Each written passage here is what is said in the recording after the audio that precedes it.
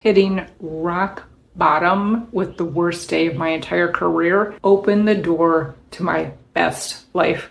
Yes, it's true. I'm not lying to you, I promise. So I could laugh about it now, quite frankly, everybody, because it was 4 years ago, more than 4 years ago now. In full transparency, that day was horrible. It was horrible. It was a 17-hour day working in the operating room, sprinting between rooms in abject panic for nearly 17 hours of that day. And at the time I thought, is this day ever going to end? It can't possibly get worse. And it would get worse. And by the time I left that hospital after midnight and I tumbled into bed at 1 a.m, knowing I had to get up at 5 a.m. and go back to the hospital, I was at the breaking point. I was at the absolute breaking point. I was 55 years old. I had been working in that career for 17 years in that particular role. I spent 20 plus years in the field of neuroscience. And the work that I did, working in the operating room, running sophisticated imaging and computer systems for brain surgeries, I was a key partner with the neurosurgeons, the brain surgeons. And the purpose and the value that I got from that work was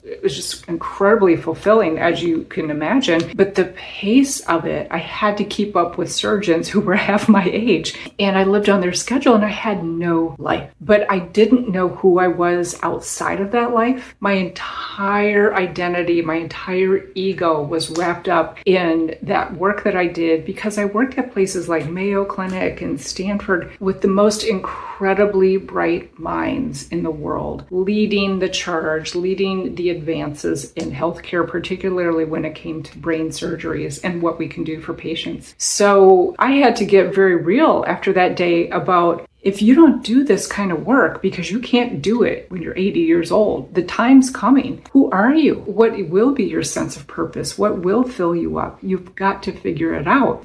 Right here and right now, I can tell you that thank God. Thanks be to God for that horrific day, because I had to start asking myself really serious questions about, why is your identity wrapped up in your work? Why do you have no life?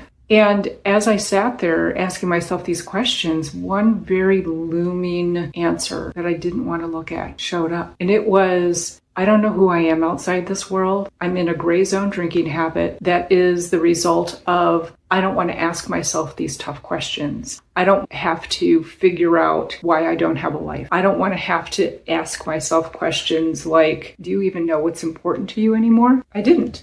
And my shelter and the way I hid from it was working in this breakneck pace in very high stakes environment. So there was no time to think about it. But the result of that day was, it was my day 1 in my new alcohol-free life. And as I got to day 2 and 30 and 90 and finally a year, and my head started clearing, and I was learning from my neuroscientist friends about all the things that are going on in the brain and why I want to permanently kick alcohol out of my diet. And I was doing some mindset work, and I was really developing my faith practice. When I put the neuroscience, the mindset, and the faith practices together, I finally started to get a picture of, this is what I want my life to look like. These are all the things that I've enjoyed about my career up to this date. This is all the skill sets that I've accumulated. And I started getting ideas about, how can I bring that forward? What kind of career will give me the same sense of satisfaction and purpose that I had in the other world? And I can tell you with complete honesty right now, this work I'm doing, coaching clients, working in an executive leadership capacity, coaching future leaders, speaking. I'm a speaker, an author, and a coach now, writing for different publications. I'm working on another book. None of these things would have been possible if I hadn't had that terrible day, that day of just abject panic for 17 hours straight. I'm in a place now of, I'm 6 months away from meeting a 3-year goal of being in the best shape of my life by the time I turn 60. I'm in this new career that is the most rewarding work of my entire life. And I get the privilege of going out and speaking to audiences about everything I've learned and how much God loves them and how your brain is actually wired to seek God. Neuroscience and brain scan images have given us the definitive proof of this now.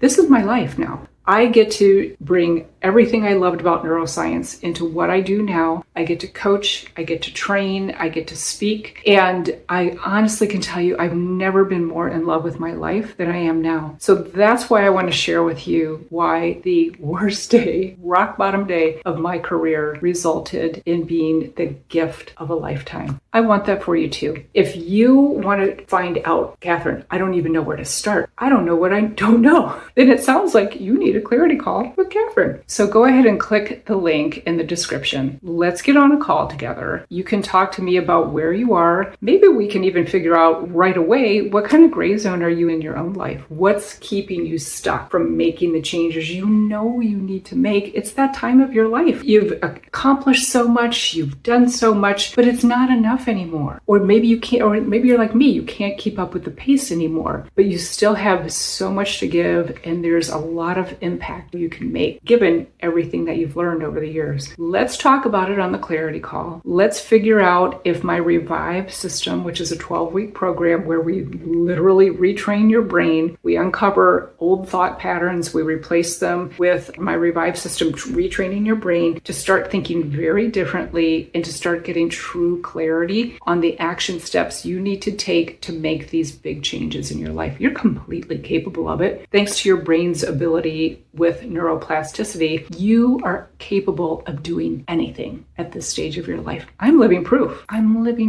So let's get on that call together. Go ahead and click the link. And the last thing I'll leave you with is I believe in you.